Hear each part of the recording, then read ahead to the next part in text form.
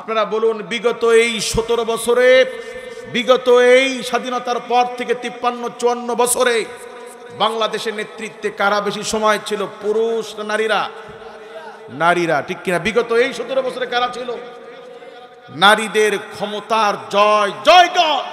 সরকার দলীয় প্রধান নারী, বিরোধী দলীয় প্রধান ছিল নারী, সংসদের সর্বোচ্চ নেত্রী স্পিকার সেও ছিল নারী, ঠিক কিনা? নারীরা যখন ক্ষমতায় নেই তখন নারীরা কি করছে? এখনো রাস্তার মোড়ে মোড়ে মার জাতিকে বিভস্ত্র করে, মার জাতিকে অর্ধ উলঙ্গ করে রাস্তার মোড়ে মোড়ে সিনেমার অশ্লীল পোস্টার আছে না না? বলুন, আমার দেশের মেয়েরা কি এটা খুলে রাখে? রান খুলে রাখে, পিঠ খুলে রাখে, কোমর খুলে রাখে?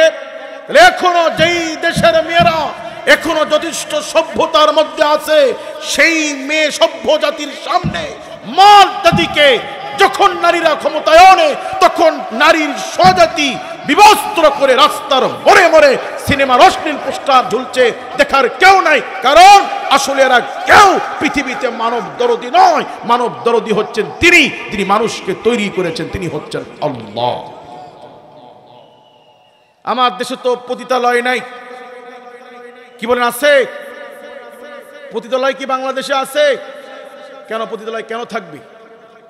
এদের যদি লক্ষ লক্ষ মানুষের ফ্রিডম ফাইটার, মুক্তি যোদ্ধার দায়িত্ব নিতে পারে, ভাতা দিতে পারে, হাজার হাজার বিধবা নারীর দায়িত্ব যদি রাষ্ট্র নিতে পারে, 10 লক্ষ রোহিঙ্গার দায়িত্ব যদি বাংলাদেশ এই ছোট্ট ভূখণ্ড নিতে পারে, 2, 4, 5, 10 হাজার পতিতালয়ে নারীদের দায়িত্ব রাষ্ট্র কি নিতে পারে না? এর চেয়ে লজ্জার কি হতে পারে যে আমার দেশের একজন মা, একজন নারী পেটের দায়ে, খাবারের তাগিদে তার শ্রেষ্ঠ দৌলত চরিত্র বিক্রি করে খাবার খাচ্ছে। দেশের মানুষের অধিকারের কথা আমরা বলি, কথা বলেন। কাজে এই পতিতালয় ততদিন বন্ধ হবে না যতদিন পর্যন্ত কোরআন ভিত্তিক ইসলামী রাষ্ট্র কায়েম না হবে, কথা বলেন।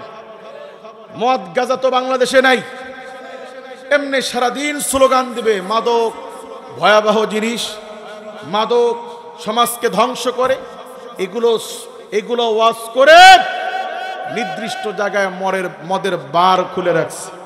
যে রাষ্ট্র কর্তৃক যদি অনুমোদন থাকে তাহলে এই সমস্ত বারে, এই সমস্ত রিসোর্টে মদ খাইতে কোনো অসুবিধা নাই, কথা বলেন। মদ খেলে যদি ক্ষতি হয়, গাঞ্জা খেলে যদি ক্ষতি হয়, ইয়াবা খেলে যদি ক্ষতি হয়, সেটা শুধু রাস্তার ক্ষতি হবে, ওই বারে খেলে ক্ষতি হবে না নাকি?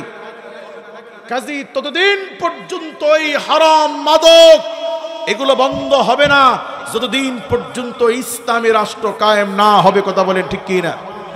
আমার কথাই কি আপনারা রাগ করছেন? অনেকে মনে করতে পারেন হুজুর মনে হয় রাজনীতি কোনো এক দলের দালাল। ভাই, আমি কি এখানে মেম্বার চেয়ারম্যান হওয়ার কোনো সুযোগ আছে?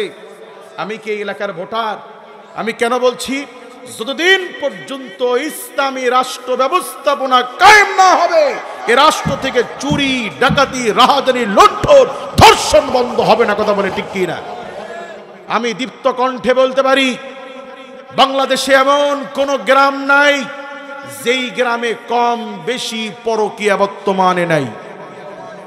দেশে এমন কোন গ্রাম পাওয়া যাবে না যেই গ্রামে কম বেশি জিনা ব্যভিচার হয় না, শুধুমাত্র ইসলামী রাষ্ট্রের অভাবে, কথা বলেন ঠিক কি না?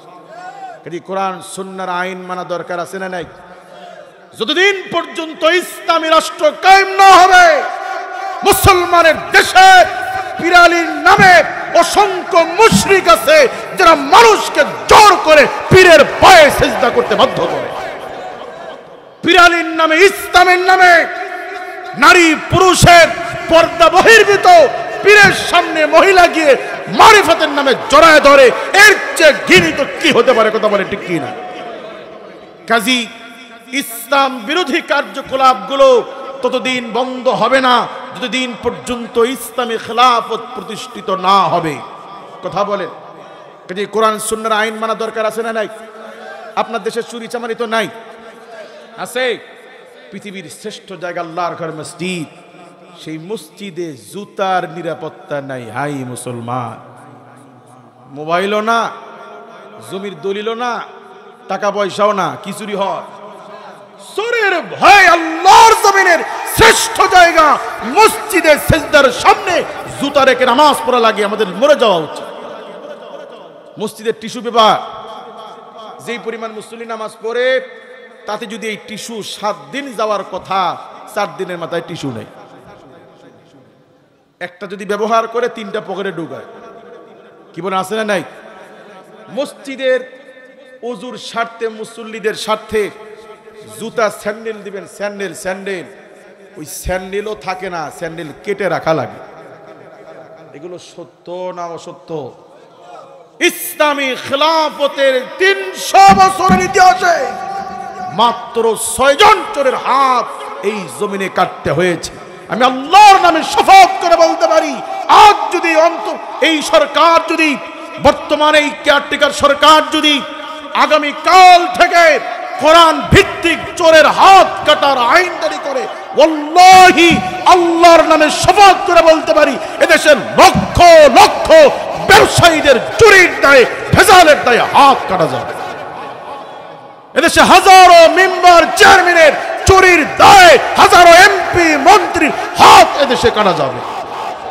কোরআনের আইন নাই এই বিধায় এ রাষ্ট্রের মেথর থেকে শুরু করে রাষ্ট্রের সর্বোচ্চ পর্যায়ে চোরের অভয়ারণ্য। এই চুরি চামারি বন্ধ তখনই হবে যখন আল্লাহর কালাম ভিত্তিক চোরের বিচার হবে। কি বলেন? চোরের বিচার আল্লাহর কালাম ভিত্তিক হওয়া দরকার আছে না নাই?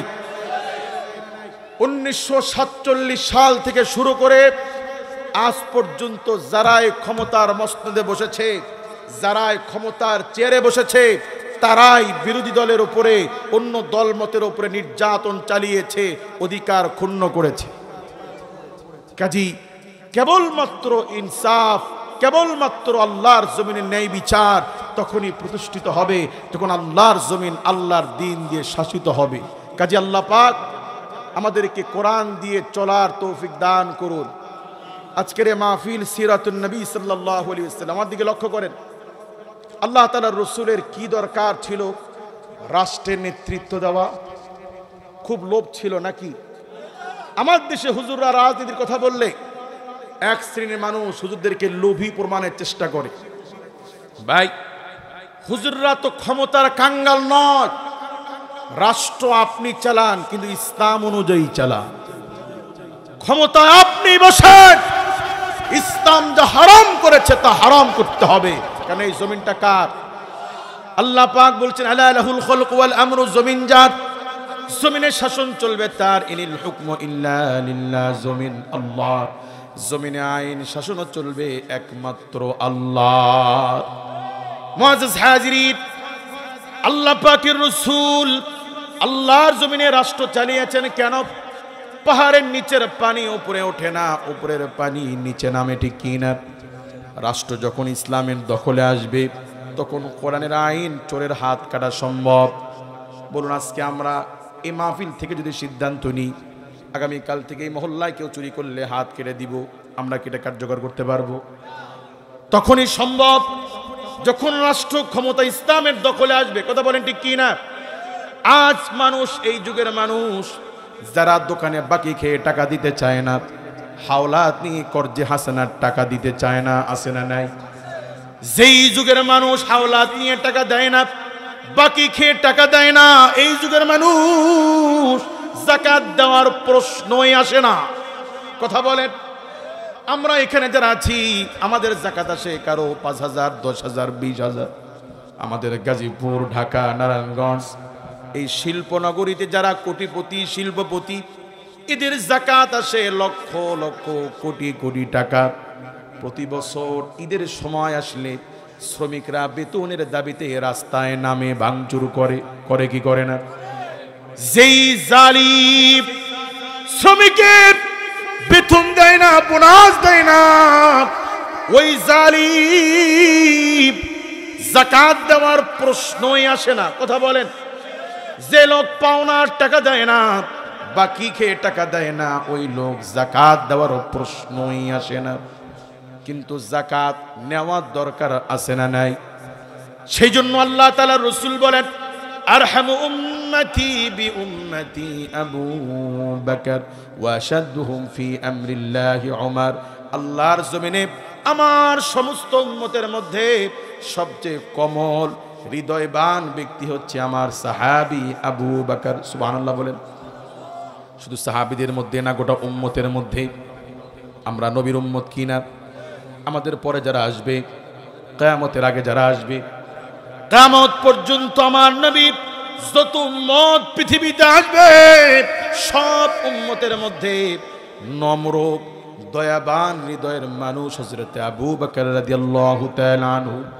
রাসূল বলেছেন, আফদালুন নাস বাদাল আম্বিয়া, নবীদের পরে এই পৃথিবীর শ্রেষ্ঠ মানুষ হলো আমার সাহাবী আবু বকর। উম্মতের এই বিনয়ী ভদ্র আল্লাহওয়ালা পরহেজগার মুত্তাকি ব্যক্তির যখন ইসলামী খেলাফতের দায়িত্ব নিলেন, ঘোষণা করলেন আল্লাহর জমিনে কোন মুমিন যাকাত ফরজ হলে একটা উট বাঁধার জন্য যতটুকু রশি লাগে ততটুকু পরিমাণ যদি যাকাত না দেয়, আমি আবু বকর আল্লাহর জমিনে ওই মুমিনের বিরুদ্ধে আমি জিহাদ ঘোষণা করছি। আল্লাহর জমিনে থাকব, মুসলমান পরিচয় দিব, মৃত্যুর উপরে জানাজা নিব, মুসলমানের কবরে শুভ, যাকাত দিব না, হতে পারে না, যাকাত দিয়েই তোমাকে থাকতে হবে। কথা বলে ঠিক কিনা?